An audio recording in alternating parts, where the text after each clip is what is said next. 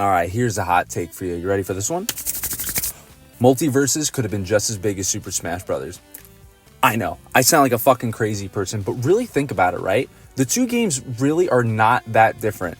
Well, I mean, obviously they're both platform fighters, yeah, no fucking duh, but in the sense that they both have characters that are some of the most popular characters in all of fiction.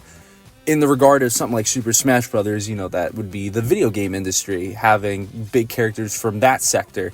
But then you look at MultiVersus, it would have, it has equally as popular characters, if not more, from the film space.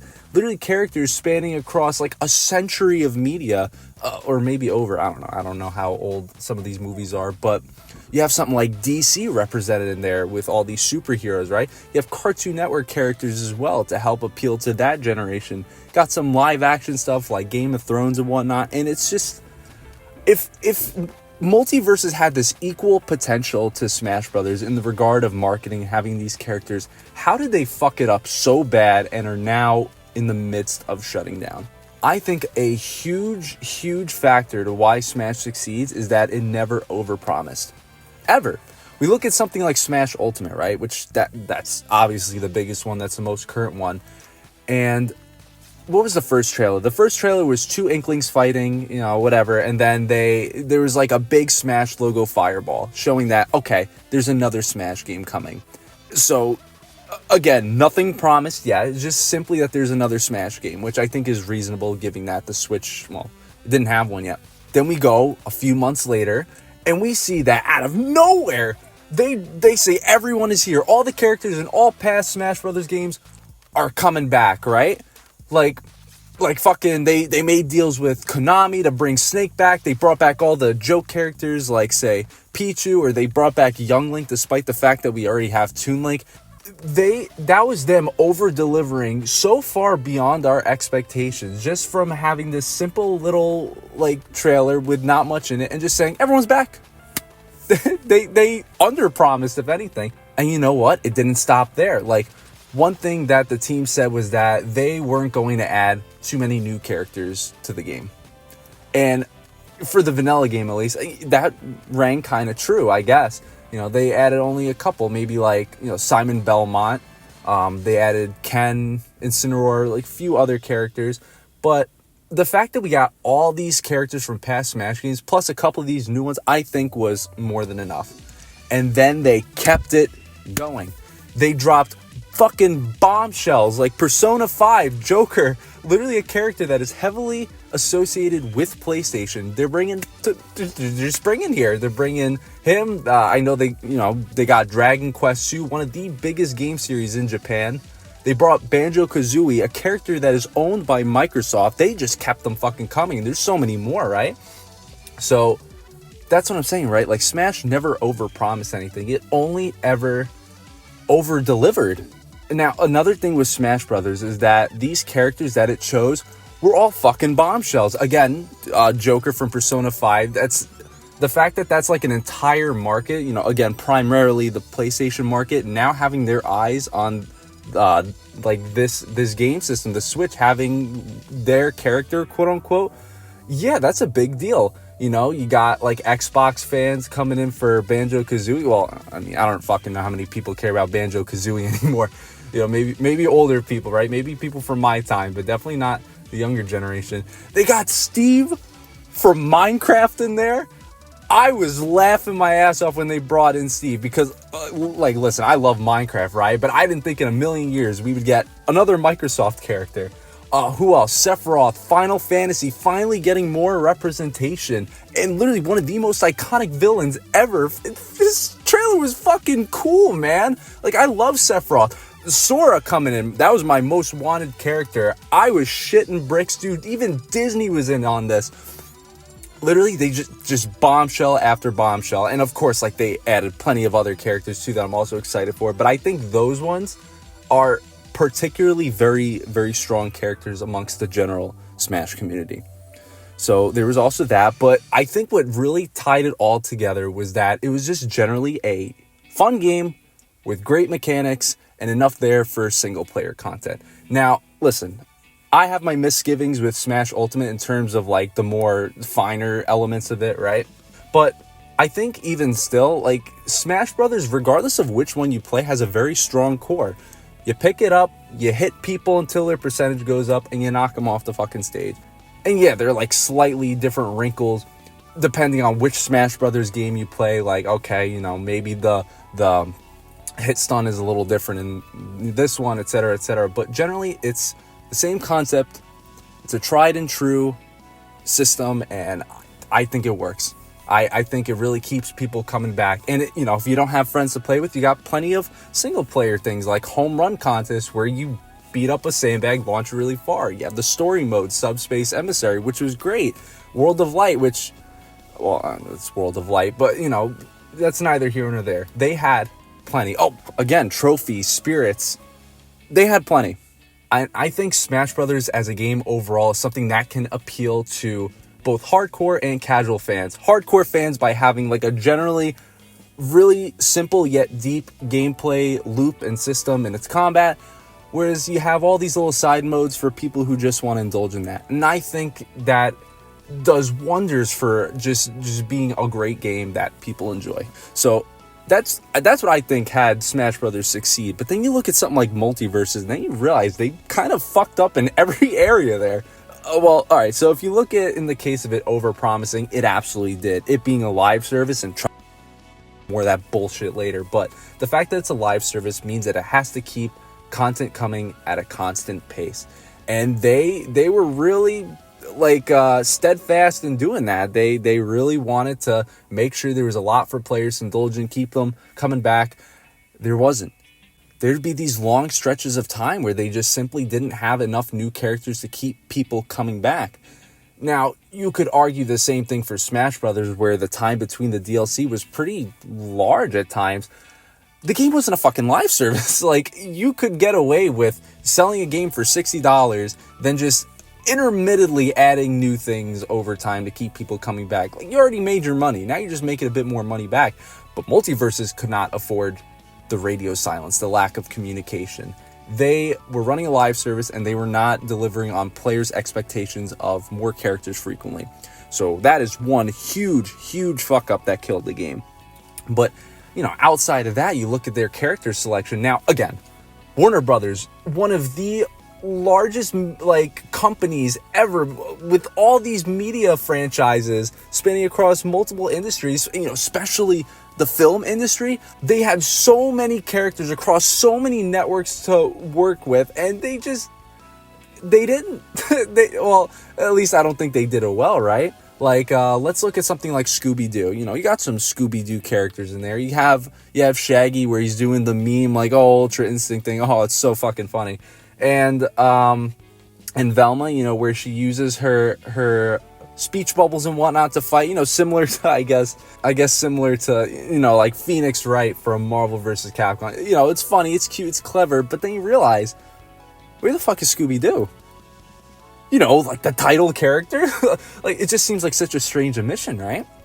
Scooby-Doo could have done things like, I don't know, maybe sleuthed out like clues to fight the enemy, or maybe done some kung fu, but no, they just didn't add him. I guess Rain Dog was more important, even though Rain Dog is literally an original character. Though I guess he's supposed to be like a never-ending story representative or some shit like that. I don't know. Oh, excuse me.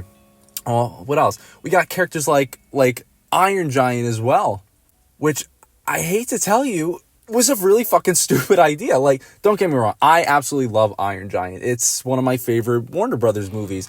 But the thing with Iron Giant is that he's not built for a platform fighter. He is a fucking boss character, essentially, that just put in with the rest of these normal characters doing these nasty-ass combos and killing people mad quickly. Like, they took him out of the game because they didn't know how to balance him. I mean, they eventually put him back in, right? But what kind of fucking response is that? You take a character out because you don't know how to fix him? Why put him in? And not only that, he's a pacifist. He doesn't fight. I get his whole thing is that he just happens to hit you when he does all of his moves, but that's stupid. That's just fucking stupid. I'm sorry. Really dumb character there. Another really confusing one is no Daffy Duck. You have Bugs Bunny, but you don't have his boy with him, Daffy Duck? No. Instead, we need Lola. Now, listen, you know, everyone's into their own thing. You know, if you want to beat your meat to fucking Lola Bunny, you go right ahead. But you are not going to tell me that she is more worthy of getting in before Daffy Duck. He's the goat. Or the duck. I don't care. Whatever. You know what I mean. Just really confusing character decisions. I don't get it. I don't understand. And another would be... Now, listen, right? I believe in iteration. I believe that you should explore different ways to make a game within a specific genre so that it stands out from other games in that same genre. You look at Smash Brothers, and I think that is an excellent core to work off of. But if you just make every game exactly like Smash Brothers, it would be extremely fucking boring. And thankfully, MultiVersus had that idea of doing something different with the genre. And while I absolutely respect the effort, they didn't do it right. I don't think they did. And here's what I mean, right? You look at Smash Brothers, right? Let's say you know nothing about Smash Brothers. Never played the game, never even looked at it. Time looking at a match between them, and I would personally think anybody who's never played the game before would be able to tell what's going on relatively quickly. You see the characters hitting each other, and you notice the character that gets hit, their percentage goes up, and then, you know, when they get hit later on, you'll notice, oh, they're flying further than last time. Oh, that's probably related to their percentage. Oh, he knocked him off the stage. Oh, he lost a life. Oh, I see what kind of game this is. It's very easy to understand. Just right out the gate. It's just characters hitting each other, launching each other off the stage, and that's really it. You look at something like MultiVersus, and okay, yeah, you know, you still hit players and knock them off the stage, but now they're like all these meters just plastered everywhere for different mechanics. You got like a freeze meter, which you have to keep hitting them with the attack to build up the freeze to max, and then they become frozen. And like, okay, that's a little weird, but now you got like this eat meter. What does that do when you fill it up? Like, it's just these really bizarre mechanics that get introduced with seemingly every character. Oh, who else? Like Velma, okay, her head's getting bigger. What is that? Like something to do with like less cooldown for some of her skills? Like, I don't know. It's just every character just seems to shake up the game way too much. There's a lack of clarity and consistency across the game. Now, Smash Brothers admittedly does this with some characters as well, and I don't really like it there either. But the difference is that that's only like a few characters out of the entire roster, which plays pretty consistently given the game's mechanics. But in MultiVersus, everyone seems to introduce their own mechanic. It's annoying, and it's really hard to follow for a casual player. At least someone like me who's playing the game, I couldn't really understand what my character was capable of, which was different from Smash Bros., where when I first played it anyway, I could pick up just about anyone and basically get their game plan pretty quickly. And no, it's not the same for MultiVersus. And another issue too, and this is personal preference, I completely understand, but I just don't like how the game feels. To me, it feels a lot floatier than Smash Brothers, which there's nothing wrong with floaty. Like, I understand it's its own kind of game with its own kind of systems in place. That's fine. But it just, you know, being so used to such snappy movement like in Smash Brothers, where sometimes their feet feels like they're made out of fucking lead, like how quickly some of these characters drop there. It's just so bizarre in MultiVersus. Like their aerials, you know, when they use them and then hit the ground, the aerials are still going. It just seems very strange. And that problem seemed to have gotten way worse when the game relaunched after the beta closed. But I didn't play it at that time. That's what I heard, right? That it was just even slower or even floatier. I just wasn't about it personally. But I know that's purely subjective. Everyone has their own opinions on that. And you know what? Yeah, fucking suck. But I don't think they would have been nearly as killing as the fact that, again, this game is a live service. Now, I've been saying this shit for years, but live services are some of the worst fucking things to ever happen in video games. Because look at it this way, right? You ever realize that game companies choosing to make live services is the equivalent of people wanting to gamble? Now let me explain here. Because really think about it, right? Like Fortnite, Roblox, they're the ones that would be considered, I don't know, like the jackpot winners, right? And they go, look at me, guys, I won. And then they start to tout like, all of you should play too because I won. And guess what?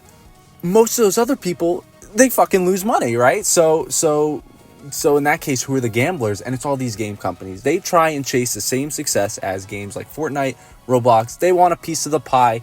Instead of directly throwing money into there, right? They throw all their resources, money included, right? They'll throw money, They'll throw their employees into there to make the games, have them waste their fucking time. And then what happens? The game fails 99% of the time. That's money wasted. That's people getting laid off.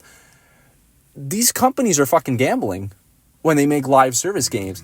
Now, with MultiVersus, they could have just made like a normal fucking game like Smash Brothers and just sold it for a set price and then just rode the success from there, occasionally drop some DLC characters. But no, they were just too frothy at the mouth. They're like, oh no, I want to get it, all the fucking doubloons, right? But here's what happened.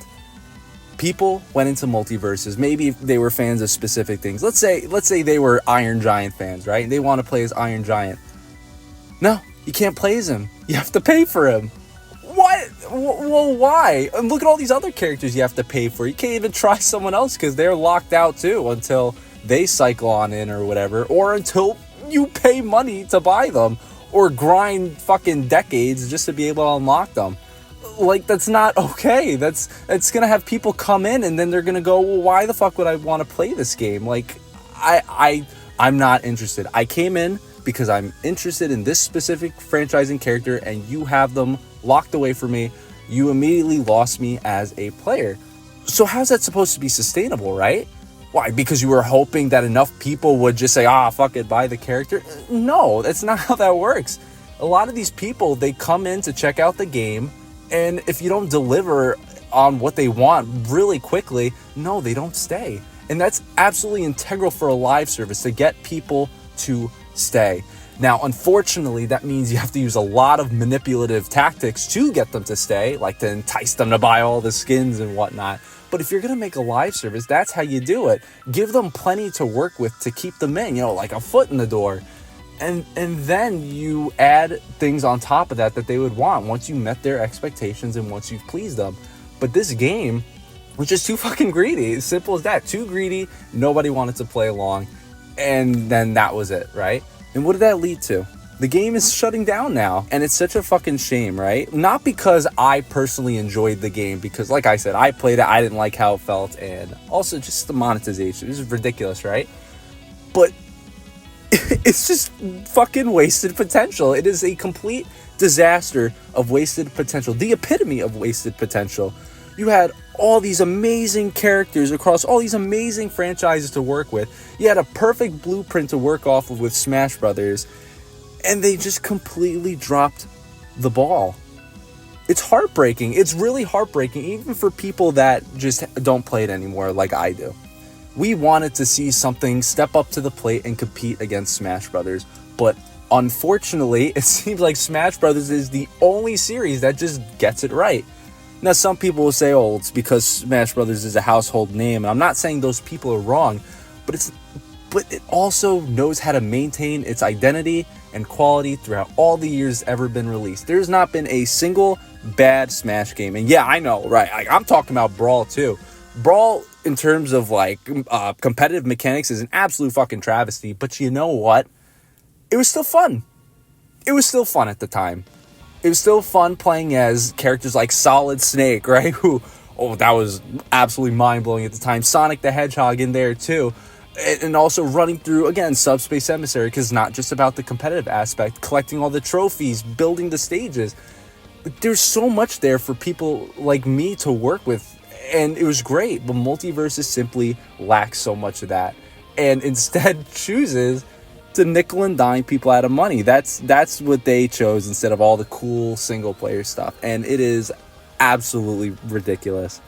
I'm telling you, companies making live services, them gambling. They're addicts. They're fucking addicted, and that's what leads companies like Ubisoft to start struggling, and they're in a real bad position now. And for this is another one of their failed live services. They even had what the fuck is it called? The Justice League one, Suicide Squad, Kill the Justice League. That was another live service they had fail.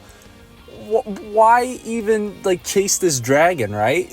You can't have all these live services at once and expect an infinite amount of people to have an infinite amount of time to play them all. You just can't. You cannot compete with Fortnite and Roblox and other those really big live services. Just don't even bother. Just make a real fucking game, sell it to people, and then just update it every now and then. That's all you needed to do. But no.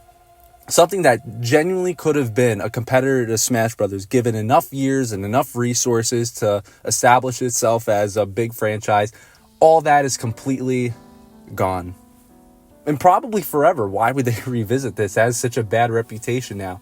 It is genuinely heartbreaking, because I think competition is a good thing. As good as Smash Bros is, yeah, you need games to compete with it, so that way Smash has a reason to be better than it already is. But we're just not there yet. And I guess we'll have to wait to see who else steps up to the plate. It's a disaster, but just gotta wait to see who else has it in them to make a genuinely great AAA platform fighter. I hope we get it soon. Thanks for watching, or listening, whatever. I don't know what you do. This is my first time making a commentary video like this, so let me know if you like it. And if you didn't know, I also make games. My current project is a game called Mouseiger. It's a fast-paced 2D platformer that takes advantage of Mickey Mouse in the public domain, so tough shit, Disney. But anyway, that's it from me. I'm Nick Denoli, and I'll catch you guys later.